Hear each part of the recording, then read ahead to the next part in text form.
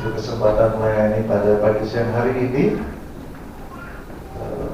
Istri saya, Julita Mani, mungkin sering melayani tempat ini ya. Nah, ini suaminya.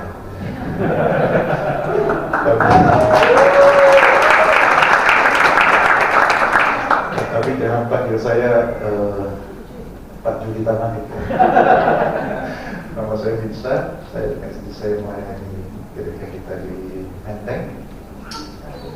Baik, hari ini kita akan mendengarkan firman Tuhan mengenai transisi. Haleluya.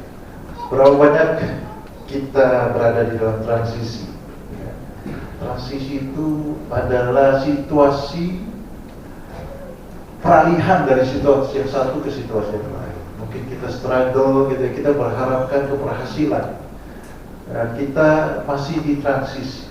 Kita masih belum mencapai tujuan itu. Banyak orang nggak suka masa transisi karena langsung mau mencapai tujuan kita, ya, goal kita. Ya. Kalau digambarkan di situ seperti orang yang lagi mikul beban. Ya. Orang kalau memikul beban itu ada dua pikiran. Ya. Rasanya berat sekali, rasanya mau segera selesai. Tapi ada orang yang senang memikul beban karena dia mau ikut dalam olimpiade dan dia tahu sebentar lagi dia akan mendapatkan piala, medali. Ya, cara pandang orang bisa berbeda. Transisi mau tidak mau pasti akan dihadapi. Ya, Tuhan Yesus mengalami transisi. Dia khotbah 3,5 tahun, hebat sekali, dipuja-puja, menyembuhkan banyak orang sakit, bahkan orang mati dibangkitkan, orang cari dia. Tapi sebelum dimuliakan ada masa transisi, dia harus dihina, disalibkan, mati, kuburkan, bangkit baru, dimuliakan. Ya. Tuhan Yesus sendiri, pujaan kita mengalami transisi dan melalui itu bukannya gampang. Ya, kita tahu di Taman Getsemani Tuhan Yesus berdoa sampai keringatnya seperti darah. Kalau bisa. Lakukan cawan ini daripada aku. Kita sering juga pasti berkata demikian. Oh Tuhan, apa kok lama sekali aku menghadapi ini. Ya. Tapi kalau kita seperti Tuhan Yesus di Ibrani 11, di Ibrani 12 yang katakan dia melihat ujungnya sehingga dia bisa menanggung itu semua. Ya, kalau pelari, atlet pelari, dia tahu sebentar nanti kalau dia berdiri di atas podium mendapatkan medali, dia rela latihan setiap hari, dia rela berjuang keras karena tahu ujung-ujungnya adalah kemuliaan. Bagi kita semua harus punya prinsip seperti Tuhan Yesus. Kita ingat Yusuf punya mimpi besar. Ya, Bapak itu mungkin punya mimpi, anak-anak muda di sini punya mimpi yang besar. Dia itu gak salah cerita sama kakak-kakaknya. Kalau punya mimpi kita cerita sama siapa? Cerita sama orang yang dekat dong. Ternyata orang yang dekat dengan dia mendengar mimpi itu justru iri dan bahkan berencana membunuh dia waktu akhirnya hanya menjual dia atau menjual dia kepada orang Mesir. Coba bayangkan kalau kita Yusuf gimana ya? Saya nggak minta mimpi orang-orang menyembah saya nggak pulang mimpi saya mau menjadi CEO pengusaha, saya nggak pulang mimpi punya itu, tapi Tuhan berikan kepada saya mimpi itu. Dan saya secara polos bukan mau sombong saya ceritakan, tapi sekarang saya justru dibuang. Kalau gitu saja udah selesai ya. Ketika di rumah Potifar, kan dia umur 17 ya. Kemudian dia jadi penguasa di Mesir umur 30 atau 13 tahun ya. Di rumah Potifar dia pertama jadi budak. Nah, kalau boleh dalam masa transisi untuk mencapai kemuliaan jadi penguasa Mesir atau menjadi budak dulu, kira-kira mau direktur atau jadi karyawan paling rendah dulu. Rasanya kalau bisa cepat saja Tuhan. Dia tidak pernah menganggap itu sebagai beban. Sebabnya katakan di firman Tuhan apa yang dikerjakan semuanya bagus. Ya. Tuhannya melihat, wah, dipercayakan semuanya.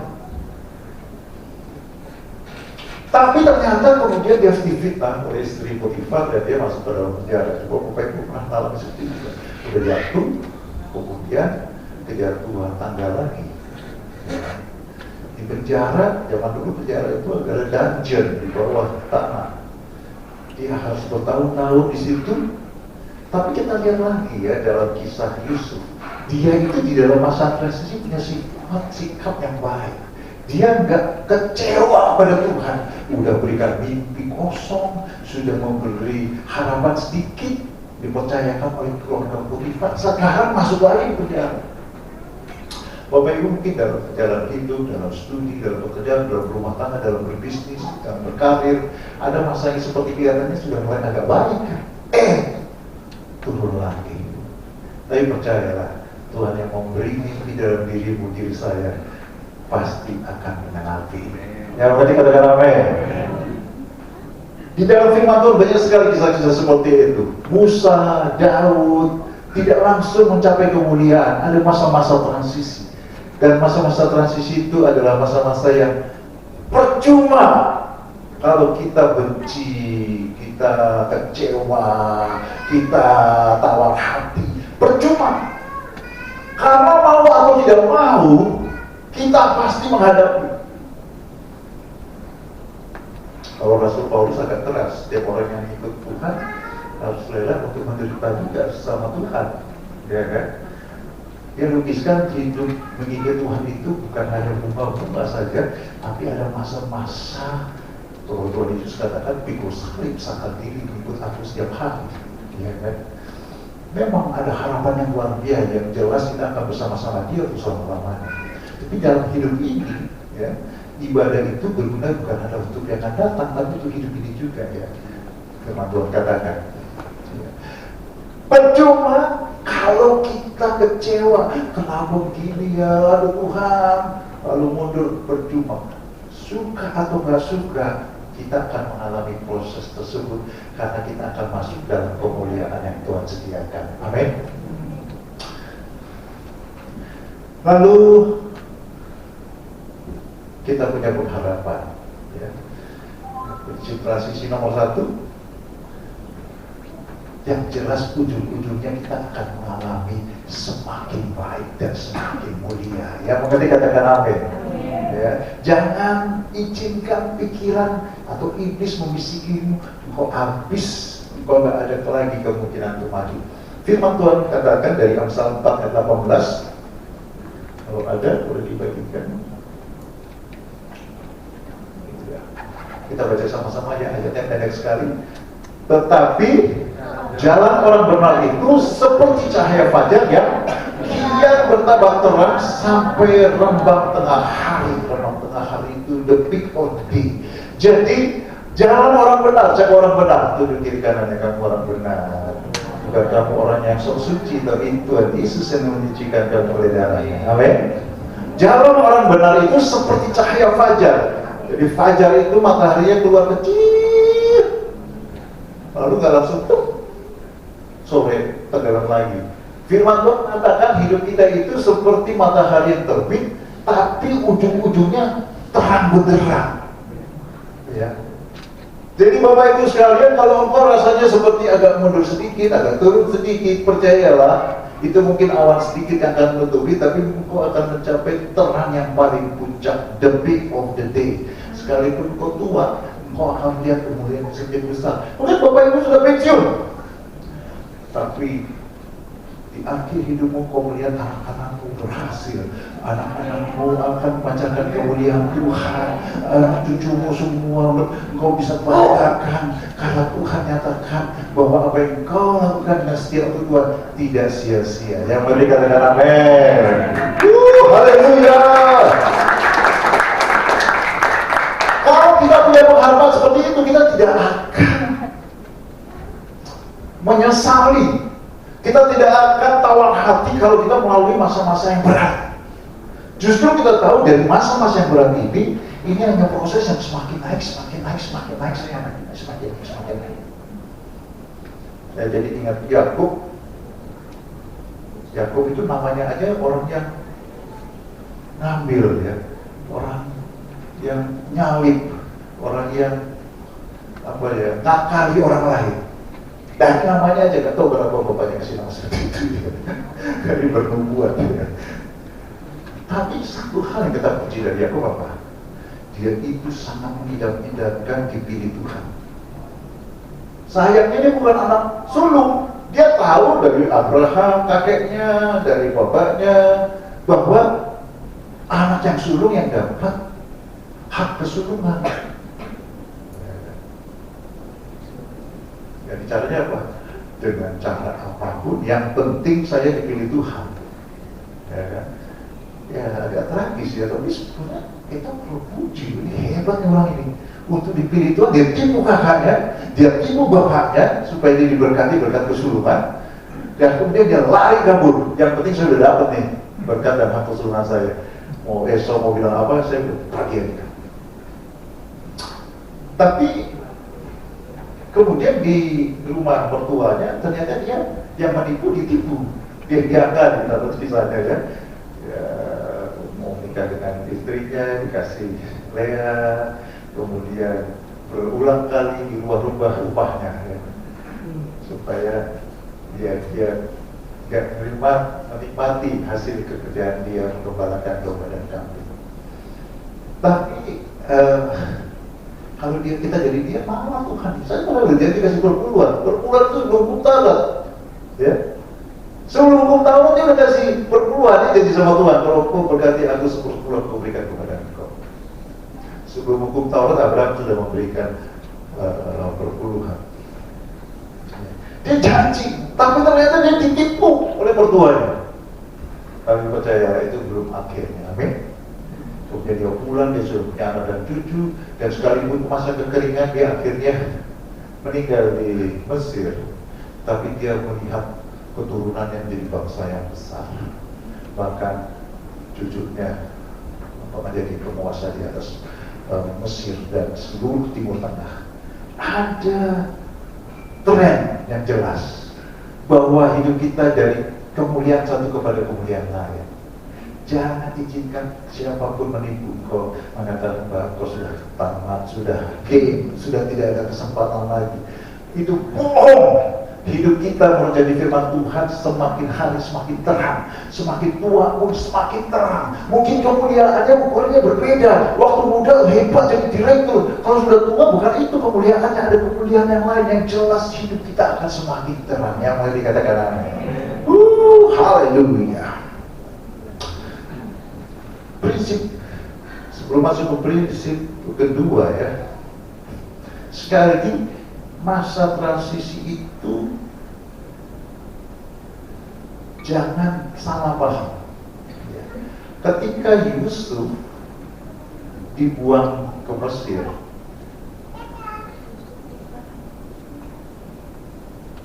kalau dia tidak dibuang ke Mesir, gimana dia jadi penguasa? Dia mau jadi penguasa di mana? Di keluarganya doang. 80 orang dia jadi raja di atas 80 orang. Ya nggak mungkin, iya kan? Kadang-kadang kita nggak konsekuen dengan mimpi kita, ya kan? Saya mau menjadi penguasa besar, menjadi presiden, tapi nggak keluar dari kampung. Bagaimana bisa jadi presiden di kampung? Ketua RT paling kan? Kadang-kadang kita nggak nangkap, nggak nyambung dengan pikiran Tuhan. Padahal kita sendiri yang berdoa, yang berharap. Masa transisi kadang-kadang adalah jawaban atas doa kita. Ada satu teman, pelayan Tuhan ya, dia udah punya pekerjaan sebagai orang IT yang hebat. Kemudian ada tawaran di Bank Indonesia. Dia tanya, Pak ini gimana ya?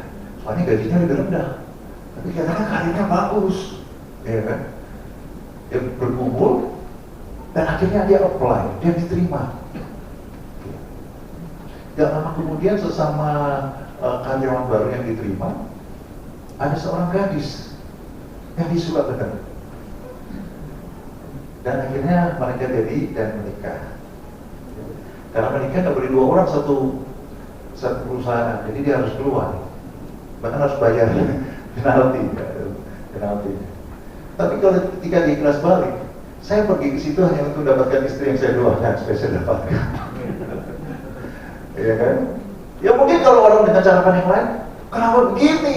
Gaji saya turun, ya. Jabatan saya turun. Padahal selama ini berdoa supaya dapatkan istri, ya istri yang terbaik sesuai dengan kerinduan dia adalah ketemunya di situ. Proses masa transisi kadang-kadang jawaban atas doa kita sendiri. Tapi begitu kita jawab, kita nggak mau. Kalau Yusuf nggak mau ke Mesir, gimana dia jadi penguasa? Walaupun tidak disebutkan dalam mimpinya dia jadi penguasa, tapi dia lihat itu disembah begitu, apa namanya, megahnya, ya kan? Kalau dia tinggal di kampungnya, dia hanya jadi ketua RT. Bapak Ibu mau mengalami proses yang berat, saya yakin semakin besar proses yang kau alami, semakin besar kemuliaan yang Tuhan sediakan. Amin. Ujian SMP sama ujian perguruan tinggi ya beda lah. Ujian perguruan tinggi sama ujian doktor ya berbeda. Tapi kemuliaannya, gelar yang didapatkan ya berbeda. Amin. Kita mau konsekuen. Kita mau hebatnya tapi kita nggak mau prosesnya. Sebab itu kita syukuri aja kalau kita mengalami proses, mengalami transisi. Itu sebetulnya menjawab doa kita. Yang kedua, proses transisi itu tidak random. Karena kita pikir, apa saya, apa dosa saya mengalami seperti ini. Yusuf bisa bilang seperti itu. Apakah saya salah cerita-cerita sama kakak saya, sama bapak saya tentang mimpi saya? Contoh orang yang paling dekat dengan dia, ya dia share mimpi dia, passion dia. Tapi kalau diizinkan, rasa bersalah itu menyerang kita, Bapak Ibu, kita tidak akan bergerak maju. Puji Tuhan, Yusuf luar biasa. Dia lupakan itu semua. Ya. Cara Tuhan itu tidak random. Saya katakan tadi, kalau dia mau diangkat Tuhan jadi penguasa, digiring dia ke Mesir. Bapak Ibu, kadang-kadang kita mikir, apa salah saya? Kok saya begini, orang lain tidak begitu? Orang yang tidak mengikut Tuhan lebih bagus dari saya, nasibnya. Emang Tuhan kita tidur? Emang Tuhan kita nggak ada pekerjaan? Tuhan kita maha sayang sama kita. Dikatakan Tuhan Yesus utarakan satu domba yang hilang itu dikejar. Dia tinggalkan 99 yang tidak membutuhkan. Dia cari yang satu itu. Gak mungkin setelah kita susah payah Tuhan tarik supaya mengenal dia, kemudian dia alam itu, alam itu. Gak mungkin. Segala proses yang kita alami bukan random, tapi secara persis dirancang oleh Tuhan untuk membentuk karakter-karakter yang kita butuhkan. Haleluya. Sebab itu kita tidak bertolak. Saya renungkan, kalau Yusuf tidak tinggal di keluarga Potifar, dia nggak akan sukses walaupun dia diangkat jadi penguasa. Kadang-kadang saya mau jadi direktur, oke, sekarang direktur ya, gaji 50 juta, bisa stres Bapak Ibu. Kita nggak punya skill untuk jadi direktur, tanggung jawabnya begitu besar. Kita mungkin malah dia masukkan penjara karena melakukan kesalahan yang berakibat besar. Yusuf di keluarga Potifar, dia dilatih untuk mengelola situasi kelimpahan. Keluarga Potifar keluarga kaya, banyak perkebunannya, banyak asetnya. Dipercayakan kepada Yusuf, semakin hebat, semakin meluas. Terbiasa dia dengan mengelola situasi yang berlimpah. Kita tahu kan? Momen kemuliaan Yusuf dimulai ketika dia mengelola 7 tahun masa kelimpahan dan 7 tahun masa kekeringan. Ketika di penjara yang serba kurang, dipercayakan kepala penjara untuk mengatur sumber makanan dan segala kebutuhan orang-orang tahanan. Dan dia membuat pekerjaan itu beres sehingga kepala penjara dikatakan tidak perlu kerja apa lagi. Jadi proses transisi yang dialami Yusuf melatih dia ketika dia, kita tahu ceritanya ya, ada juru minum, juru roti yang di penjara, lalu share mimpi di mereka, kemudian dikatakan yang satu dihukum mati, yang satu dipulihkan. Lupa si juru minumnya, berapa tahun kemudian baru ingat ketika Firaun punya mimpi. Lalu ketika Firaun punya mimpi, dia bisa tafsirkan, kemudian dia bilang, perlu lakukan ini. Firaun saya bilang, gak ada orang seperti ini. Pasti banyak orang pintar di situ, tapi gak ada orang yang seperti ini. Bagaimana Yusuf bisa punya pikir seperti apa? Dia anak bungsu yang jatuh dia sebelum dia dibuang. Dia punya gitu karena dari umur 17 sampai umur 30 ketika dia diangkat, 13 tahun dia mengalami proses yang berat, menjadi pengelola di keluarga Potifar, menjadi pengelola di tempat penjara. Akhirnya dia bisa kasih jawaban. Bukan hanya sekedar dapat mimpi lalu dari suara Tuhan. Kadang-kadang kita mau ngeroh saja, gak punya skill, gak bisa. Kita Mazmur katakan Daud menggembalakan orang Israel dengan skill dan dengan hati gembala. Jadi ada juga hati, ya. Tuhan Yesus bilang begini, kau harus tulus seperti merpati, tapi cantik seperti ular. Saya tulus, ikut yang bagus, skill kamu tingkatin, harus tertib juga, bahkan borderline. Tuhan Yesus bilang cantik seperti kancil, gitu. Cantik seperti ular. Kalau kita tahu ular itu lambang apa? Iblis. Cantiknya itu borderline mendekati si iblis. Tapi kita jangan seperti anak iblis juga. Tapi kita jangan hanya roh, tapi tidak mengerti skill yang kita butuhkan untuk mimpi kita. Dan puji Tuhan, Yusuf punya semua melalui prosesnya yang dia diangkat. Orang yang iri, wah dia mau dimuliakan tuh. Dia tahu 13 tahun dia mengalami proses. Mungkin ketika Bapak Ibu sudah mencapai saat ini, ya, orang tak melihat saya juga mengalami proses. Ya. Mungkin Bapak Ibu banyak keluar air mata, berdoa, bergumul, baru bisa mencapai yang sekarang didapatkan. Tapi percayalah, itu belum selesai. Bapak Ibu masih ada lagi, Tuhan sediakan lagi. Amin. Dan terakhir, kalau kita kecewa, percuma, malah kita menunda proses transisi jadi lebih lama. Karena kita dengan kecewa, kita tidak belajar sesuatu dari proses. Kalau Yusuf ngambek di rumah Potifar, kira-kira dia dari penguasa atas keluarga Potifar dan untuk dipercayakan segala sesuatu. Dijual lagi, jadi budak di tempat lain, iya kan? Di tempat yang baru dia belajar lagi, jadi budak lagi, ngelapor aja terus, iya kan? Kesel-kesel aja terus dibuang lagi, iya kan? Dia nggak bisa mencapai titik di mana dia mendapatkan segala pengertian. Sehingga ketika waktunya tiba, dan waktu yang tiba itu Bapak Ibu sekalian, kadang-kadang the chance, kalau kita miss, ya, kita harus tunggu waktu lagi. Orang Israel ketika miss kesempatan yang sudah ditentukan, 40 tahun dia harus putar-putar.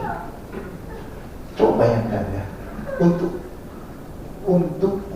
Yusuf dipanggil di Firaun, itu Tuhan harus atur iklim dunia kan? Gak bisa tiba-tiba masa kekeringan, masa kelimpahan 7 tahun, masa kelimpahan 7 tahun. Ya bisa Tuhan bikin begini, tapi gak bisa dong. Tuhan juga punya hukum alam, ya kan? Cuaca itu diatur semuanya. Jadi kalau dia kecepatan atau kelambatan, bisa dia miss the chance.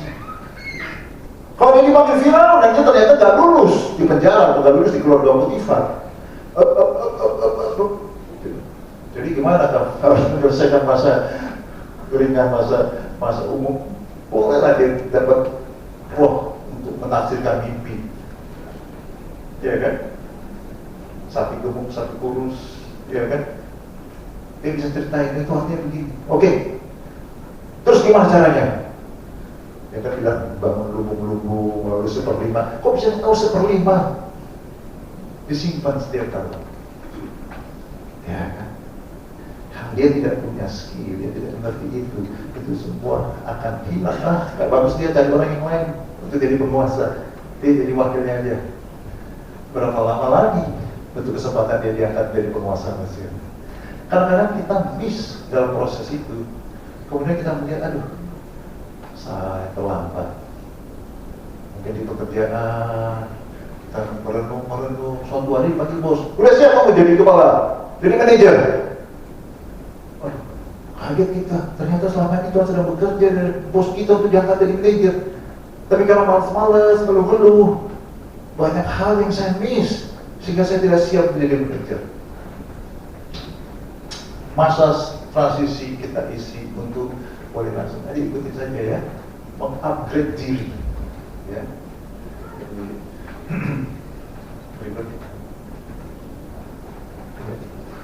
Jadi transisi itu diisi dengan mengupgrade diri. Jangan mengeluh. Yusuf, oke, keluarga Potifar, dia melakukan yang terbaik ya. Dia melakukan yang terbaik. Siap ketika waktu penentuan dia diangkat, dia sudah siap. Kedua, percayalah, kita tidak mungkin melihat kemuliaan kalau hati kita kotor. Yusuf mengambil waktu itu juga membersihkan hati. Gak pernah dikatakan selama di Mesir dia kecewa, dia jengkel sama kakak-kakaknya atau dendam. Bahkan saya yakin tidak ada sama sekali. Karena kalau gak mungkin dia, saya bayangkan, gak mungkin dia kerja keras. Keluarga Potifar, itu cara Yehuda, Ruben, gak mungkin, gak ada semangat untuk kerja. Hati yang hancur, hati yang kotor, bukan hati yang hancur, hati yang kotor, hati yang pahit, itu mencuri semua energi untuk bekerja dan berprestasi. Jangan izinkan itu meracuni diri kita. Haleluya. Daud sama ya, jadi kejar-kejar oleh mertuanya sendiri, yang iri, yang cemburu pada dia. Dia punya dua kesempatan untuk membunuh, kalau ceritanya ya. Tapi kenapa dia berhasil? Kenapa dia sukses? Karena Daud bukan orang yang berdendam. Walaupun dia dibuang, dia tanya apa yang salah dalam diri saya, apa yang saya bisa bereskan dengan diri saya. Ketika dua kali dia punya kesempatan ya, ketika Saul buang hayat ya, dibuang, yang satu lagi ketiduran di lembah, dia bilang, siapa saya? Saya tidak mau menjawab orang yang berarti Tuhan. Anak buahnya bilang, ini waktunya, ini waktu Tuhan ini yang sudah ditunggu-tunggu. Bunuh dia. Bapak Ibu, kalau Tuhan yang sudah tentukan waktunya, kita nggak usah tolong. Kita nggak usah rebut dengan cara kekerasan, dengan cara-cara yang duniawi, nggak perlu. Kalau dari Tuhan itu akan datang dan tidak pernah pergi dari kita. Yang nanti katakan amin. Kalau waktunya sudah pas, kita sudah siap melakukan bagian kita di masa transisi. Gak usah dikejar, datang sendiri. Haleluya.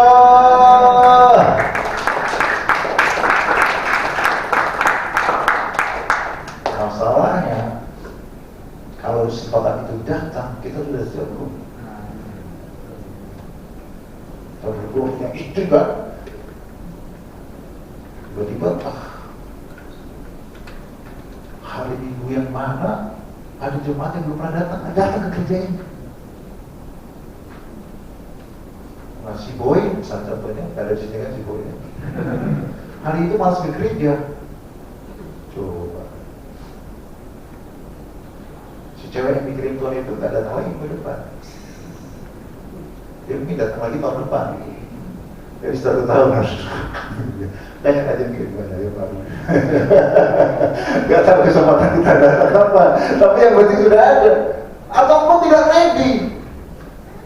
Itu Tuhan sembarangan, ya kan? Begitu kita duduk di samping kita orang yang kita idam-idamkan, waduh, mau balik ganti baju udah susah.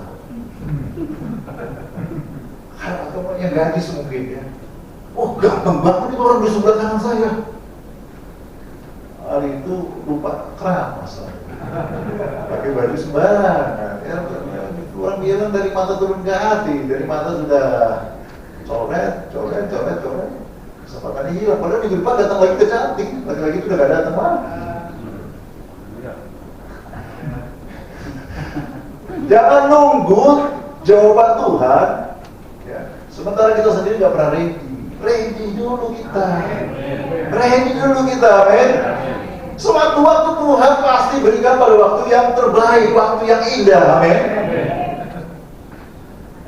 Haleluya, kelihatannya semuanya akan mengalami semua. Haleluya.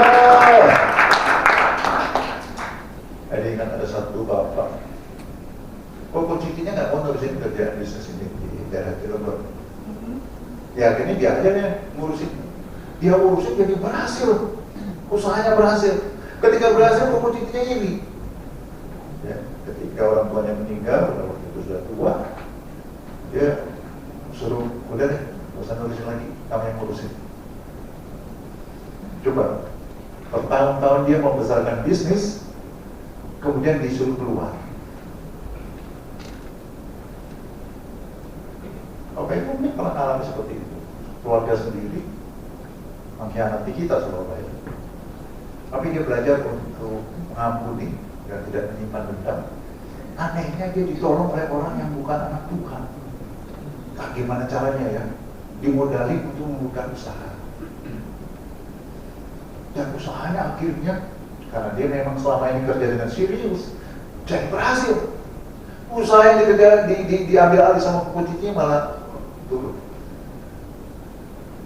Dan saya percaya dia berhasil karena dia tidak menyimpan dendam, tidak mengisi waktu dia untuk hal-hal yang percuma, yang sia-sia, nguras energi, nguras tenaga dengan pikiran jahat, pikiran dendam, mungkin keinginan untuk membalas, itu ngabisin semua energi. Tapi dia pakai proses transisi yang dia lalui, dia pakai juga untuk membersihkan hati dia. Kalau saya dan Bapak Ibu mengalami seperti itu gampang nggak? Susah. Kadang-kadang kita ampuni Tuhan, kita ikuti perkataan Tuhan, berkati Tuhan, berkati kongkos saya, cici saya berkati. Pas kita berbaring-baring, kok bisa hanya nggak tahu diri itu orang. Berkati Tuhan, berkati Tuhan. Gantung berapa berat dan besarnya itu ya. Kadang-kadang seminggu, sebulan, Bapak proses itu.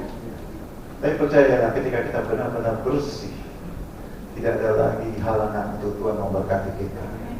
Amin. Haleluya. Dan terakhir,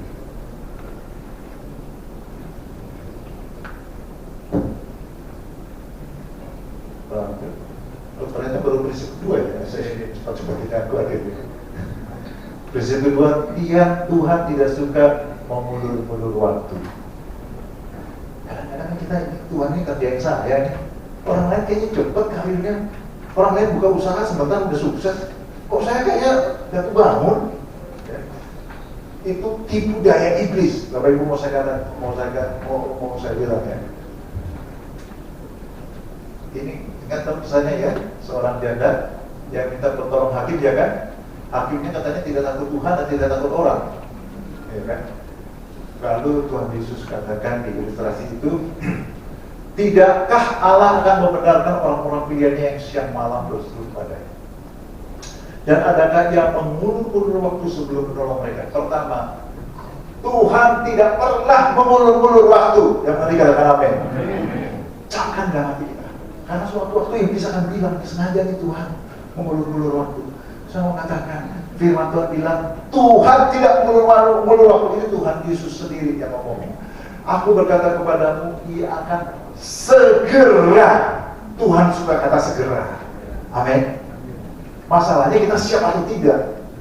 Tuhan tidak mau mencelakakan kita. Kalau terlalu cepat Yusuf dia akan dari penguasa, dia akan kelabakan. Dia belum punya skill untuk mengelola negeri sebesar itu. Dia perlu 13 tahun dalam proses. Akan tetapi jika anak manusia itu datang, adakah ia mendapati iman di bumi? Kita kira kita tunggu-tunggu Tuhan, padahal Tuhan sedang tunggu-tunggu kita. Kapan anakku ini disiplin, saat tidurnya, bangun paginya disiplin, kerjanya rapi, aku sudah tunggu bertahun-tahun gak beres-beres juga dia. Datang paling telat ke kantor, pulang paling cepat. Gimana pun dia jadi manajer, pergi jadi direktur, iya kan? Proses demi proses, Tuhan tunggu, aku tunggu ini anak ini jadi hebat, bisa kelangkah, tidak aku gak malu. Kita pikir kita sedang nunggu Tuhan, seringkali Tuhan yang menunggu kita. Dan percayalah, proses yang seberat apapun itu pasti bisa kita lalui. Amin. Bapak Ibu mungkin Bapak tidak tahu nih, prosesnya lebih paling berat di seluruh gereja, paling berat. Bahkan seluruh Indonesia, orang Kristen yang paling berat itulah saya. Rasul Paulus bilang percobaan-percobaan yang kamu alami tidak pernah lebih, tapi kadang-kadang pas. Kekuatan segini, bebannya segitu, udah hampir gak tahan, tapi masih tahan juga ya kan? Tapi yang ngeri-ngeri sedap atau sedap-sedap itu kayak gitu kan? Udah rasanya aduh. Tapi justru orang kalau dalam situasi segitu, itu kan adrenalin kan? Kalau orang dalam situasi yang berat itu baru keluar, ya, tenaga, karakter, talent-talent yang tersembunyi itu baru bermunculan. Jadi tahankan Bapak Ibu sekalian, ya. Kalau pemerasannya berat, paling berat di Indonesia, tahankan. Dan percayalah, ya, Rasul Petrus bilang, percobaan-percobaan yang kamu alami itu dialami oleh seluruh dunia. Ya. Jadi kadang-kadang kita merasa berat, mungkin bentuknya beda, tapi semua orang dia mengalami. Dan ingat, itu untuk membuat kita menjadi semakin dimuliakan. Terakhir, ini penting, walaupun kelihatan sederhana. Prinsip transisi nomor 3, sikap hati.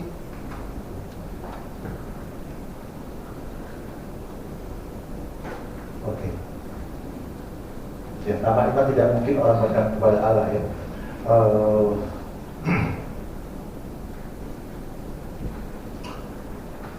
Yang paling penting adalah tetap percaya. Yang tadi dikatakan amin. Di sini dikatakan, tetapi tanpa iman tidak mungkin orang berkata kepada Allah, sebab barang siapa berpaling kepada Allah, dia harus percaya bahwa Allah ada dan bahwa Allah memberi upah kepada orang-orang yang sungguh-sungguh mencari Dia. Kita selamat itu enggak upah ya, bukan karena kita berbuat baik, kasih karunia kita diselamatkan. Tapi ada upah untuk orang yang sungguh-sungguh. Tuhan katakan ada mahkota, ya kan? Ada upah, ya kan? Itu konsep yang beda. Masuk surga itu gratis, cuma-cuma sudah dibayar oleh darah Yesus. Tapi memerintah bersama Yesus, kita tahu ya konsep Wahyu 12, Wahyu 22, kita akan memerintah bersama Yesus. Itu upah.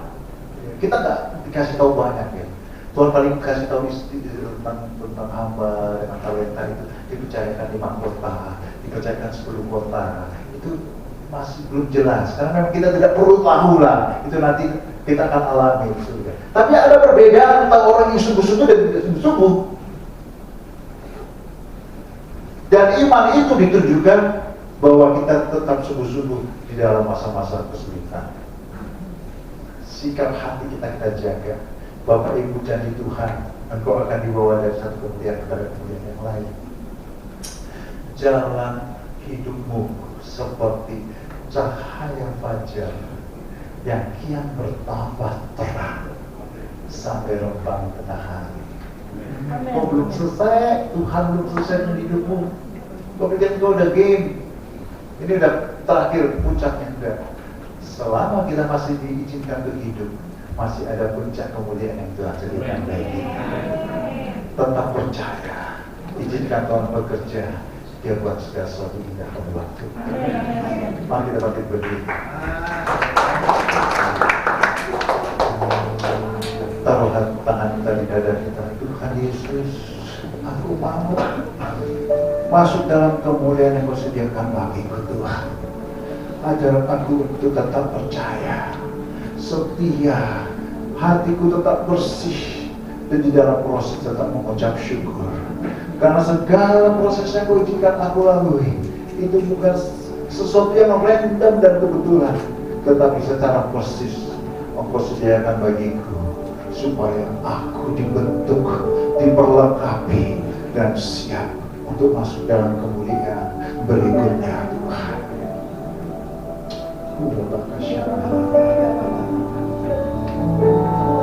Saya undang kita untuk berdoa singkat saja. Taruh satu tangan di dada, ikuti doa saya. Tuhan Yesus, ambil alih hidupku, pegang kendali hidupku Tuhan. Aku berserah kepadamu. Amin. Kalau kau berdoa seperti itu, percaya hidupmu akan dituntut masuk dalam suatu kemuliaan kepada kemuliaan yang berikut. Terima kasih Tuhan. Berkati jemaatmu berlimpah-limpah. Dalam nama Yesus, kita semua bisa katakan Amin. Haleluya.